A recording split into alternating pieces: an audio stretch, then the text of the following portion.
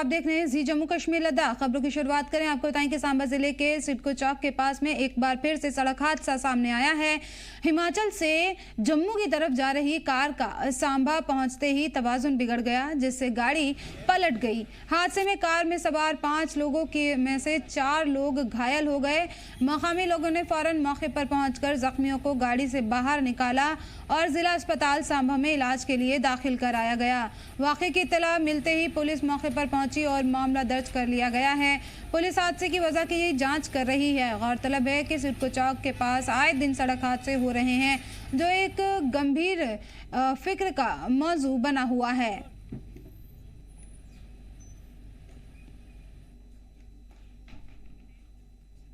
Shrine board के sports complex Katra में Anshu memorial cricket tournament का शानदार आगाज हुआ है। टूर्नामेंट के पहले ही दिन खिलाड़ियों और क्रिकेट प्रेमियों में जबरदस्त जोश देखने को मिला है। मकामी नौजवानों ने अंशु की याद में मुनाकिद इस टूर्नामेंट का मकसद नौजवानों को खेलों की तरफ बढ़ाना और मुस्बत सरगर्मियों से जोड़ना रहा। इफ्तिताही प्रोग्राम में मुअज़्ज़िज़ीन और लोग और खेल लवर जो थे वो मौजूद रहे। मकामी नुमाइंदे भी मौजूद रहे। पहले दिन खेले गए मुकाबलों में बल्लेबाजों और गेंदबाजों ने शानदार मुजाहरा किया, जबकि नाजरीन ने तालियों और नारों से खिलाड़ियों का हौसला बढ़ाया। मुंतज़मीन ने बताया है कि ये टूर्नामेंट हर साल मुनाकिद किया जाएगा ताकि इलाके की उभरती खेल हुनर को आगे भी बढ़ाने का मंच मिल सके। केपीएल से पहले एक सफर शुरू हुआ है क्रिकेट का एक बार फिर से। तो जैसे ही ये टूर्नामेंट्स खत्म होती हैं और मुझे लगता है कि जहां स्टेडियम्स में लाइट्स पहुंच गई हैं, डायरेक्टर साहब ने बोल दिया कि लाइट्स यहाँ पर पहुंच गई हैं। जैसे ही लाइट्स लगती हैं तो कटरा प्रीमियर लीग की शुरुआत की और बब्बे अजोजन, जिस तरह से आपने देखा कि 4 एडिशन हो चुके हैं और बब्बे अजोजन होगा और 16 टीमें इस बार हिस्सा लेंगी। और मैं आपको बता दूं कि नॉकआउट सिस्टम नहीं है, ये पूरी सीरीज खेली जाएगी और हर टीम को 3 से 4 मैच खेलने का मौका मिलेगा। जो अव्वल टीमें होंगी वो फाइनल सेमीफाइनल में पहुंचेगी और एक बड़ा अमाउंट है, जिस तरह से मैंने आपको पहले बताया था कि 7 लाख का विनर है इसका प्रीमियर लीग का और 3.5 लाख रुपया रनर अप है और 50,000 रुपया जो सेमीफाइनल में टीमें हार कर वापिस जाएंगी वो भी 50,000 रुपये लेंगी। और रहना खाना आपको मालूम है कि किस तरह का जो टूर्नामेंट्स होता है। और मैं एक बार फिर से इन ऑर्गेनाइजर्स को जो अंशुल मोबाइल क्रिकेट टूर्नामेंट करवा रहे हैं, एक टूर्नामेंट को करवाने के लिए, उसको सफल करने के लिए कितने लोगों की जरूरत है, कितने हाथ उसके पीछे होते हैं। और मैं पूरी कोशिश करूंगा कि जब तक ये टूर्नामेंट चलती रहेगी मैं इनका पूरा सहयोग करूंगा और किसी भी चीज की उनको जरूरत पड़ती है तो मैं उनको प्रोवाइड करवाने की पूरी कोशिश करूंगा। हंदवाड़ा में एक फूड मैन्युफैक्चरिंग यूनिट को इंतजामिया ने सील कर दिया है। ये कार्रवाई उस वीडियो के सामने आने के बाद की गई है जिसमें मुबैना तौर पर यूनिट में काम करने वाले मजदूरों को पैरों से आटा गूंदते हुए देखा गया। वीडियो सोशल मीडिया पर वायरल होते ही मकामी लोगों में भारी नाराजगी देखी गई। शिकायतों के बाद फूड सेफ्टी महकमे ने मकामी इंतजामिया के साथ मिलकर यूनिट पर छापेमारी की। जायजा लेने के दौरान कैंपस को सील कर दिया गया और जरूरी रिकॉर्ड और सामान जब्त कर लिए गए। अफसरान के मुताबिक तैयार फूड आइटम्स के सैंपल जांच के लिए लैब भेजे गए हैं। कवानीन के खिलाफ वर्जी का पता चलने पर सख्त कानूनी कार्रवाई की जाएगी। इंतजामिया ने साफ कहा है कि लोगों की सेहत के साथ में कोई समझौता नहीं किया जाएगा।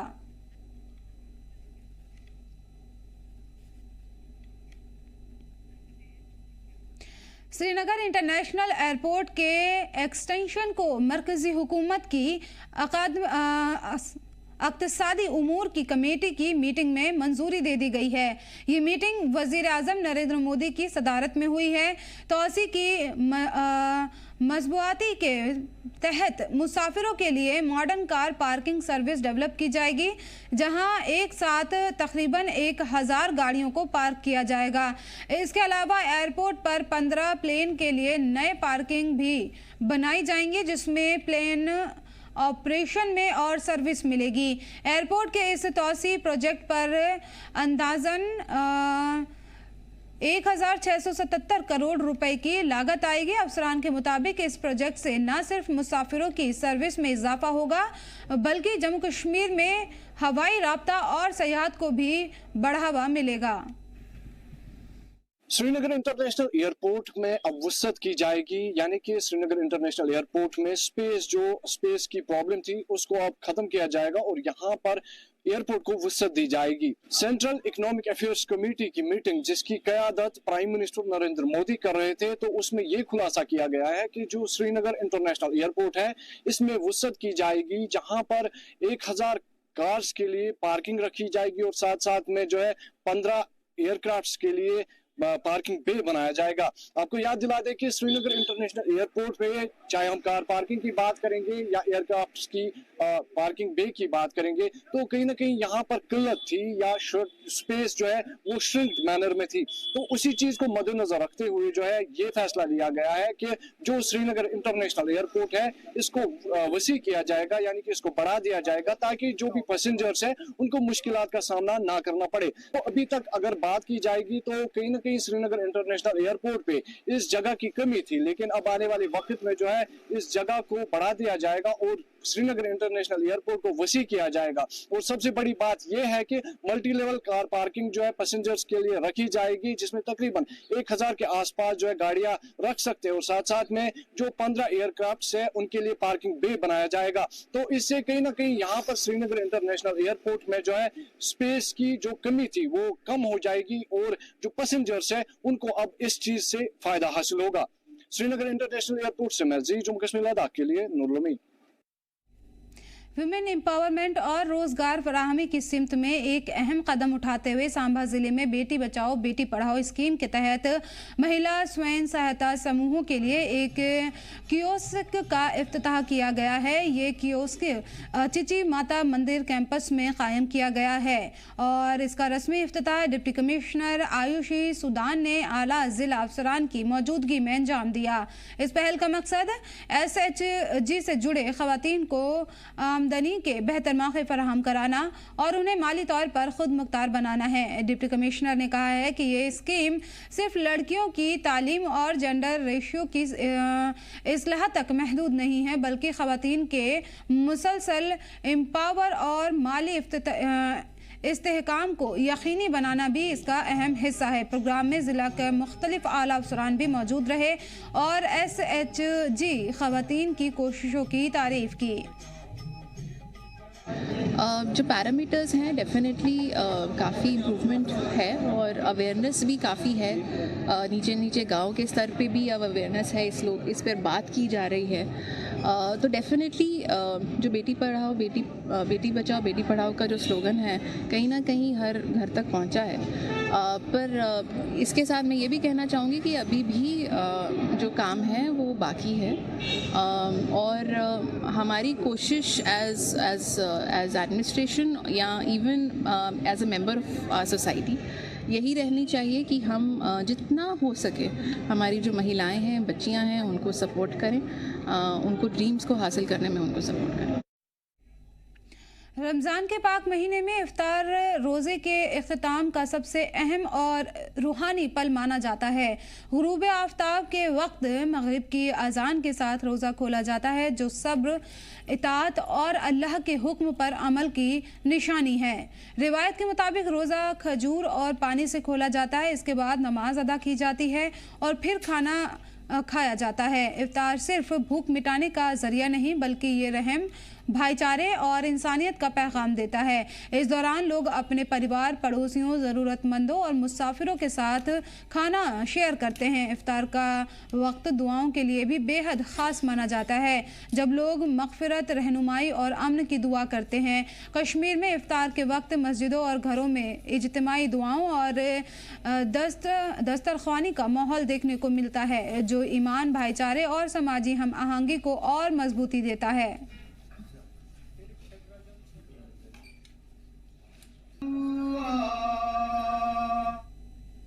लद्दाख की खूबसूरत पैंगोंग झील के किनारे 4225 मीटर की ऊंचाई पर 2 रोज़ा पैंगोंग फ्रोजन लेक मैराथन का कामयाब इनेकाद किया गया। ये मैराथन 24 और 25 फरवरी को अपने चौथे वर्जन के साथ मुनक़िद हुई। इस साल मुल्क की मुख्तलिफ रियासतों और 4 ममालिक से आए 450 से ज़्यादा रनर्स ने बेहद सख्त मौसम में इस मैराथन में हिस्सा लिया। मैराथन में 42 किलोमीटर, 21 किलोमीटर, 10 किलोमीटर और 5 किलोमीटर रन फॉर फन की कैटेगरी शामिल रही। पहले दिन 10 किलोमीटर और 42 किलोमीटर की दौड़ कराई गई और 42 किलोमीटर कैटेगरी में लद्दाख स्काउट्स के तिएसरिंग नूरबू ने पहला मकाम हासिल किया। ये मैराथन सिर्फ खेल इनेकाद नहीं बल्कि माहौलियाती तब्दीली, ग्लेशियर के पिघलने और आबी तहफ़्फ़ुज़ को लेकर बेदारी का मजबूत पैगाम भी देते नजर आए। लास्ट ईयर वहाँ पे बर्फ़ भी अच्छा था, तो ग्रिप भी अच्छा लगा पकड़ रहा था। इस बार बर्फ़ भी नहीं गिरा, तो मेरे हिसाब से अभी ग्लोबल वार्मिंग थोड़ा बढ़ गया और ये मतलब स्लीप ज़्यादा होता है। मैं यही कहना चाहता हूँ। और जो बाहर से जो टूरिस्ट आते हैं उनको यही कहना चाहता हूँ, अब लोग हो सके तो 1-2 हफ्ते पहले आ जाना यहाँ एक्लेमेटाइज के लिए, फिर यहाँ से थोड़ा प्रैक्टिस करो तो आप लोग को रूट में भी आसान पड़ेगा। यही कहना चाहता हूँ मैं जो बाहर से आते हैं उनको।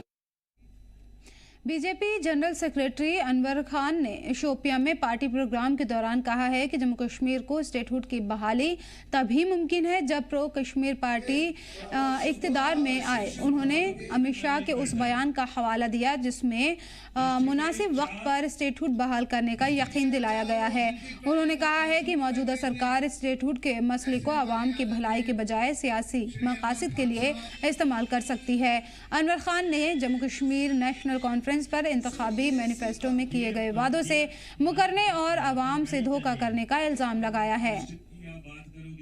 हमारे होम मिनिस्टर साहब ने बोला है, प्राइम मिनिस्टर साहब ने बोला है, मगर इन जालिमों के हाथ में स्टेटहुड नहीं मिलेगा। स्टेटहुड तब मिलेगा जब लोग कश्मीरियों के हमदर्द लोग यहाँ पे आएंगे, जो इसको गलत इस्तेमाल नहीं करेंगे, तब स्टेटहुड मिलेगा।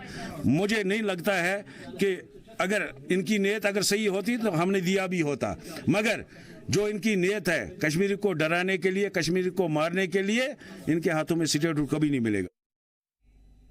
उधमपुर में नाबालिग बच्चों से मजदूरी कराने के खिलाफ मुहिम जारी है। चाइल्ड हेल्पलाइन महकमे ने कई दुकानों पर छापेमारी करके एक नाबालिग बच्चे का रेस्क्यू किया है। अफसरान ने बताया है कि लगातार शिकायतें मिल रही हैं और लेबर एक्ट के तहत कसूरवार दुकानदारों पर कार्रवाई की जा रही है। ये मुहिम मुस्तकबिल में भी जारी रहेगी और सख्त कार्रवाई होगी। नमस्कार, मैं हरि कृष्ण और ये डिस्ट्रिक्ट रेस्क्यू टीम साथ में सारी। तो इसमें अभी तक एक बच्चा रेस्क्यू हुआ है, अभी आगे कंटिन्यू हुई है ड्राइव। तो मैसेज साफ है, पहले भी बताया गया है कि कोई भी दुकानदार है जो ओनर है ढाबा के वगैरह, वो बच्चे ना रखें, लेबर ना करवाएं बच्चों से। तो इसी संदर्भ में आज फिर से एक बच्चा मिला हुआ है। तो ये ड्राइव जो है रेगुलर रहेंगी डिपार्टमेंट की तरफ से, ये बंद नहीं होने वाली हैं। तो एक ही मैसेज क्लियर है कि बच्चे ना रखें। बडगाम के एमएलए आगा सैयद मुंतजिर मेहंदी ने जी जम्मू कश्मीर लद्दाख को दिए गए खास इंटरव्यू में कहा है कि उनकी पहली तरजीह बडगाम और जम्मू कश्मीर के लोगों की इज्जत और वक़ार की बहाली है। उन्होंने कहा है कि तरक्की के हर शोबे में इस्लाह और बेहतर इंतज़ाम उनकी तवज्जो का मरकज़ है। उन्होंने कहा है कि पहली बार बडगाम को असेंबली में सही नुमाइंदगी मिली है और आवाम के मसाइल सीधे असेंबली में उठाए जा रहे हैं। साथ ही उन्होंने यकीन दिलाया है कि लोगों के जायज मुतालबात आने वाले वक्त में पूरे किए जाएंगे। एमएलए बडगाम आगा सईद मुंतजिर मेहंदी साहब हमारे साथ इस वक्त मौजूद हैं और माह सियाम का मुबारक महीना चल रहा है और बाजारों की जब हम बात करते हैं इस वक्त जो मार्केट इन्फ्लेशन है उसने कहीं ना कहीं लोगों की कमर तोड़ के रखी है। हालांकि इंतजामिया ने ये दावा किया था कि जो चेकिंग स्क्वाड्स है उनको तश्कील दिया जाएगा ताकि वो माह मुबारक के महीने में मार्केट्स में जो रेट इन्फ्लेशन है इसको कंट्रोल्ड मैनर में रखे। लेकिन जो लोगों से हमने बात की उन्होंने कहा कि कोई भी कार्रवाई जो है ग्राउंड जीरो पे नहीं हो रही है। अगर साहब, क्योंकि जो इंतजामिया ने लोगों को आश्वासन दिया था कि मार्केट्स में रमजान के महीने में जो भी अशियाई खुर्दनी की चीजें होगी उनकी रेट्स पर जो है काबू कर लिया जाएगा, लेकिन उसके बरक्स देखने को मिल रहा है। क्या कुछ कहना चाहेंगे? देखिए, जहाँ तक माहिसियाम का ताल्लुक है, इसमें हमने तकरीबन 1 महीना पहले जो मैंने मीटिंग ली थी उसमें बाज़ाब्ता तौर मैंने वाज़ेह हिदायत दी थी कि जो ये माह मुबारक जो आने वाला है उसमें लोगों को काफ़ी आराम मिलना चाहिए। लोगों को किसी भी फ्रंट पर कोई तकलीफ नहीं हो, चाहे मार्केट चेकिंग हो, बिजली के हवाले से हो या पानी के हवाले से हो। तो अल्हम्दुलिल्लाह जो मुतल्लिका डिपार्टमेंट है वो इसमें काफ़ी अच्छे से उन्होंने काम किया है। अगर कहीं लूप होल हो, जैसे आपने फ्लैग किया मार्केट के हवाले से, हालांकि हमने एक तश्कील दी थी कमेटी जिसमें फूड डिपार्टमेंट और म्यूनसिपैलिटी के अफसरान शामिल थे। उनसे यही हिदायत दी गई थी कि आप मार्केट का दौरा करेंगे और देखेंगे कहाँ पर ये मुज़ाफ़ाखोरी या इन्फ्लेशन कहाँ पर हो रही है इसको रोकने की। अगर कहीं पर लूप होल हो, एक बार फिर उनसे ये हिदायत दी जाएगी कि आप फिर से मार्केट का दौरा करें और ये इंश्योर करें कि ये जो इन्फ्लेशन है या ब्लैक मार्केटिंग है या प्रॉफिटिंग है, इस पर कुछ काबू पाया जाए। अगर साहब, क्योंकि असेंबली सेशन जो है हाल ही में मुकम्मल हुआ, उसमें पीपल्स डेमोक्रेटिक पार्टी की जानिब से जो ऑर्फन्स के लिए वहाँ पर पॉइंट उठाया गया कि उनके लिए कुछ अमाउंट जो है वो पर मंथ रखा जाएगा, तो वहीदुर रहमान पारा ने उसकी डेफिनेशन पे जो है सवालात उठाए, तो क्या कुछ कहना चाहेंगे? देखिए, जहाँ तक सेशन का ताल्लुक था, हमारी यही कोशिश थी कि जो सोसाइटी के इश्यूज़ हैं, चाहे वर्टिकल हो चाहे हॉरिजॉन्टल हो, उन तमाम इश्यूज़ को हम फोरम में लाए, हाउस को उसकी आगाही करें। उसी सिमत में ये इशू भी वहाँ पर उठाया गया था और हमारी यही कोशिश रही कि सरकार को इन इश्यूज़ की तरफ हम माइल करें, उनका अटेंशन इस तरफ डाइवर्ट करें, ताकि इन तमाम तर मसाइलों का अजाला हो सके। और कोशिश हमारी यही, अब आगे भी पोस्ट रमज़ान और सेशन हम एक बार फिर ये मसाइल भरपूर फोरम में उठाएंगे और कोशिश करेंगे कि इन तमाम मसाइलों का, चाहे वो डेली वेजर्स का हो, कैजुअल लेबर्स का, जो भी इस वक्त आप देख रहे हैं समाज का हर वर्ग इस वक्त सड़कों पर है, सरापा एहतजाज है अपने राइट्स को लेकर। हमारी यही कोशिश रहेगी कि सरकार को मजबूर करें, उन राइट्स की तरफ ध्यान दें, ताकि इनके जो मामलात हैं, इनके जो मुतालबात, जायज़ मुतालबात है, वो हल हो। मुख्तसर आपसे जानना चाहेंगे, बड़गाम में जो डेवलपमेंटल, यानी कि अगर हम बात करेंगे जो जितने भी डेवलपमेंटल इश्यूज़ थे, खासतौर पर हेल्थ को लेकर जो डेवलपमेंटल इश्यूज़ है, तो आज आपने यहाँ पर जो कंस्ट्रक्ट हो रहा है हॉस्पिटल, उसको यहाँ पे रिव्यू लिया, तो क्या कुछ आप डेवलपमेंट के बारे में बड़गाम के लिए आगे प्लान करके रखे हुए हैं जो बड़गाम को फ़ायदा देंगे? देखिए, हम डेवलपमेंट से पहले हमारा जो मकसद है यहाँ की डिग्निटी, यहाँ के लोगों की डिग्निटी रेस्टोर करना, जो पिछले 20 साल से ज़ायद डिग्निटी को ट्रैम्बल्ड किया गया था। पहले हम कोशिश करें उसको हम रेस्टोर करें। उसमें हेल्थ का शोबा है, आप देखिए हेल्थ का शोबा कितना बुरी तरह से मुतासिर है। कोशिश यही की जा रही है कि उसमें भी इम्प्रूवमेंट आए। उसकी ये मिसाल है, हॉस्पिटल है आपका यहाँ पर, उसी तरीके से जो रोड के हवाले से हमने प्रोजेक्ट्स मैंने हाउस में रखे और रिकमेंड भी किए, और हाउस ने मुझे एश्योर किया कि इन पर भी काम किया जाएगा। जो मैग्निमाइजेशन के हवाले से, एजुकेशन के हवाले से, जो बेसिक चीज़ें हैं यहाँ के लोगों को जिससे महरूम रखा गया था, पहली हमारी यही प्रायोरिटी है कि वो रेस्टोर हो। खासकर आपने देखा होगा जो अंडर म्यूनसिपैलिटी बड़गाम जो जुरिस्डिक्शन में जो लैंड आता है, जो नोटिफाइड था, वो हमने डी नोटिफाई कराया, डीलिंग कराया। आप देखिए कैसे यहाँ के लोगों को बिल्डोजरों से डराया जाता था, बात पर उनको बिल्डोजर दिखाया जा रहा था, उनकी डिग्निटी उससे पामाल होती थी। हमारी कोशिश यही रही थी कि हम इसको डीलिंग करें, इसको किसी भी तरीके से डी नोटिफाई करें। अल्हम्दुलिल्लाह, जब हमने हाउस में वो मसला मैंने उठाया, जब ग्रांट्स थे हाउसिंग अर्बन डेवलपमेंट के हवाले से, तो वहाँ पर ये बताया गया कि हमने ऑलरेडी इसको डीलिंग को डी नोटिफाई किया है। तो हमारी पहली, मिल जुमला में ये कहूँगा, मेरी पहली तरजीह है यहाँ के लोगों की जो डिग्निटी थी, जो पामाल हुई थी, उसको रेस्टोर करना। फिर जो बाकी डेवलपमेंट है, बाकी जो चीज़ें बड़ी हैं, फिर वो फॉलो अप करेंगे, पर अवलिन तरजीह हमारी यही है कि यहाँ की डिग्निटी रेस्टोर। शुक्रिया हमारे साथ बात करने के लिए और इतना वक्त देने के लिए। जी नाज़रीन, इस वक्त अगर हम बात करेंगे, मसाइल बहुत सारे हैं और उम्मीद है कि जो ये मसाइल हैं ये आने वाले वक्त में मुकम्मल होंगे और लोगों को राहत मिलेगी। ज़िला बड़गाम से मैं जी, जम्मू कश्मीर लद्दाख के लिए नूर लमी। अक्टूबर 2025 में तकरीबन 2 करोड़ 65 लाख रुपए की लागत से की गई मैग्नीमाइजेशन हालिया बर्फबारी के बाद धुल गई है। सड़क की हालत फिर पहले जैसी खराब हो गई है। टनमर्ग से शेखपुरा तक इस सड़क पर 30 से ज़्यादा गांव आबाद हैं। लोग इसी रास्ते से सब डिस्ट्रिक्ट हॉस्पिटल टनमर्ग जाते हैं। पिछले 5 साल से मरीजों और स्कूल के बच्चों को सख्त परेशानी झेलनी पड़ रही है। इलाके के लोगों का कहना है कि मैग्नीमाइजेशन के वक्त गुलमर्ग हल्के के सियासी दल सोशल मीडिया पर क्रेडिट लेने में मशगूल थे। रिबन काटा गया, लेकिन ठेकेदार से घटिया मटेरियल के इस्तेमाल पर कोई सवाल नहीं हुआ। अवाम ने एलजी हुकूमत से ठेकेदार के खिलाफ सख्त कार्रवाई और सड़क की फौरन मरम्मत की मांग की है। जब भी शेखपुरा टंगमर्ग रोड की बात आती है तो इस मसले को बहुत ज़्यादा कॉम्प्लिकेटेड किया जाता है। हाल ही में इसमें पिछले 2-3 महीने से पहले इसको मैग्नीमाइज किया गया था, लेकिन उसके बाद जब इसमें सैंक्शन जो अमाउंट हुआ था 3 करोड़ का था, उस टाइम हर कोई पार्टी यहाँ पे, क्योंकि ये जो रोड है इसमें जब भी कोई काम आता है तो इसमें सियासत आ जाती है। हर कोई पार्टी उस वक्त स्टैंड ले रही थी, हमने किया। एक पार्टी बोले हमने किया और दूसरी पार्टी हमने किया। आधे पार्टी रिबन काटने भी आ गए उस टाइम।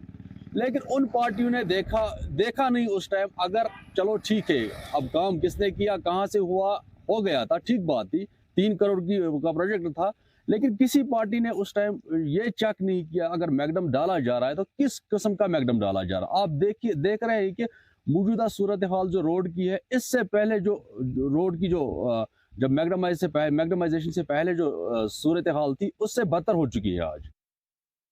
जो आपको पता ही है, टंगमरग से लेके शेखपुरा रोड, इसमें हाल ही में मैग्डम हुआ था 4-5 महीने पहले। मगर बदकिस्मती ये है कि वो जो आज फिर से ऐसा ही लग रहा है जैसे आज से वो 3-4 साल पहले का रोड था। इसमें क्वांटिटी और प्लस इसमें कुछ क्वालिटी में कुछ इशू आए हैं, इन्होंने सही नहीं डाला। मैं ये कहना चाहता हूँ, अगर लास्ट टाइम जितने भी पॉलिटिकल पार्टीज़ यहाँ की टंगमरग की वहाँ पे क्रेडिट लेने के लिए था, उनको वहाँ पे आना था, उस टाइम पे देखने थे क्वालिटी और क्वांटिटी। एक तो इसमें क्वांटिटी भी कम डाली गई और क्वालिटी बिल्कुल इसमें ज़ीरो, और रोड की हालत इतनी ख़राब है, हमें रूट्स बदलने करने के लिए हम जाते हैं, बट इस रूट पे बिल्कुल ख़त्म है। बहुत तकलीफ़ होते हैं लोगों को उस रूट से जाने के लिए। इस वक्त हम मौजूद हैं टंगमरग सब डिवीज़न के एक ऐसे रोड पे जिसका नाम है टंगमरग शेखपुरा रोड। आपको बताते चले कि कई सालों के बाद इस पर मैग्डमाइज़ किया गया था। तमाम न्यूज़ चैनल्स ने इसकी खबर कैरी की थी, तमाम जितने भी सोशल एक्टिविस्ट हुए वो इस पे लड़ रहे थे। फिर फाइनली अक्टूबर में इस रोड पे मैग्डम डाला गया था 2 करोड़ 65 लाख की लागत से। मगर आप देख सकते हैं जैसे यहाँ पर बर्फ़ गिरी, अभी 5 ही महीने हुए तो बर्फ़ के साथ साथ ही जो वो मैग्डम है वो बिल्कुल ख़त्म हो गया है इस रोड पे। इस रोड की हालत बिल्कुल वैसी की वैसी ही जैसे इस रोड की हालत पहले थी। तो इस पर क्या डाला था उस कॉन्ट्रैक्टर साहब ने, ये बिल्कुल समझ में नहीं आया। देख सकते हैं कैसे पहले से भी बदतर हालत है। और यहाँ पर इस रोड को बताते चले कि टंगमरग ये शेखपुरा जो रोड है, इस पर तकरीबन 30-35 गाँव मुश्तमिल है, और यही रोड सब डिस्ट्रिक्ट हॉस्पिटल टंगमरग की तरह जाता है। जितने भी पेशेंट्स इन गाँव से निकलते हैं वो इसी रोड पे जाते हैं, और लगातार आपको ये हम इस पर स्टोरी कर रहे थे। फिर फाइनली इस पर अक्टूबर पे मैग्डमाइज किया गया था इसको, मगर उस कॉन्ट्रैक्टर ने ऐसा मैग्डम डाला था कि जब ही बर्फ़बारी हुई तो बर्फ़बारी जैसे बर्फ़ जैसे इस रोड से पिघल गई, तो इस रोड पे जैसे मैग्डम डाला ही नहीं था। हॉलिस्टिक एग्रीकल्चर डेवलपमेंट प्रोग्राम के तहत में कृषि एंटरप्रेन्योर्स के लिए 2 रोज़ा ट्रेनिंग प्रोग्राम करके रिफ्रेशर कोर्स कामयाबी से मुकम्मल हुआ है। इसका मकसद तरक्की पसंद किसानों की सलाहियत बढ़ाना और ज़िला सतह पर ज़राअती कारोबार को मजबूत करना था। ट्रेनिंग में मॉडर्न खेती, value addition, agri business management, integrated farming system, organic काश्त, हाई वैल्यू फसलों, पोस्ट हार्वेस्ट मैनेजमेंट और माली इर्तिबात जैसे अहम मौज़ूआत पर तफसीली सेशन हुए। Sub division agriculture officer Tirath Singh Balwal ने कहा है कि ऐसे रिफ्रेशर कोर्स कृषि एंटरप्रेन्योर्स को नई टेक्नोलॉजी, हुकूमती स्कीमों और बाज़ार में जुड़ी रणनीतियों से अपडेट रखते हैं। उन्होंने दोहराया कि महकमा ज़राअत किसानों और एग्री उद्यमियों को खुद मुख्तार बनाने के लिए पाबंदी से ऐसे प्रोग्राम जारी रखेगा। हमारी सब डिवीजन में 2 दिन का ट्रेनिंग प्रोग्राम किसान खिदमत घर जो हमने खोले हुए हैं अंडर HADP स्कीम, इसमें कृषि उद्यमी के लिए रिफ्रेशर कोर्स रखे थे जो कल और आज रखा गया था। तो इसमें कल भी हमने रिसोर्स पर्सन हमें डॉक्टर अजय गुप्ता जी जो KV के हेड हैं पुंछ में हुआ आए थे, उन्हें काफ़ी डिटेल से इनको बताया जो कृषि उद्यमीज हैं इनका क्या रूल है, क्यों ये जो KKG सेंटर खोले गए हैं, इनका अगर रूल क्या है, इनको तफसील से जानकारी बताई गई। तो एक्चुअली जो KKG हैं और इनमें जो लड़के अपॉइंट किए गए लोकल, हर 2 या 3 पंचायत पे एक KKG सेंटर खोला गया है डिपार्टमेंट की तरफ से अंडर HADP में, और यहाँ के लोकल जो है पढ़े लिखे लड़कों को अपॉइंट किया गया उस KKG सेंटर पर, इनको हम KU कहते हैं। तो जो KU है इनको ये बताया गया कि इनका रूल क्या आखिर KKG सेंटर चलाने में।